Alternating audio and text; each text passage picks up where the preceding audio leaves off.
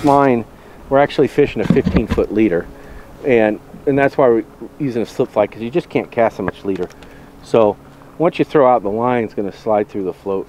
And what you want to do in order to cast this, if you go over your shoulder real slow, it just tangles around the tip. Just swing it behind you and tap the water.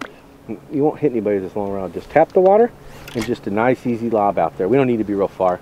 Then give it some slack so the line can go through the float. And when this bright green line gets to your float, then you're on the bottom and your flies are floating. And the trick is when you get a big bow in the line, just fold that over. It's kind of mending your line, just like when you're fly fishing. When you get a real big bow, just mend it over. But when that float goes under, rather than pivot straight up, just lift. We want to lift the line off the water. That's the deal. Same with fly fishing. You know, you want to get that line up off the water. So, and then just let them run. The drag's set light. After you fought them for a minute, we can tighten that drag down, and if you need more bite. But that first few seconds when you hook into them, you really got to let them run, or you just tear the hook out of them in this fast water. Okay, John, there you go. So we can do this all year long. We're fishing scuds. That's the little brine shrimp that lives in here. They eat those all year long, especially up in the trophy area where it's shallow. There's a lot of gravel. There's a lot of bugs up here. Not a lot of forage. Not a lot of minnows up here, unless the floodgates have been open, and then there's a lot of shad. But they bite scuds all year long.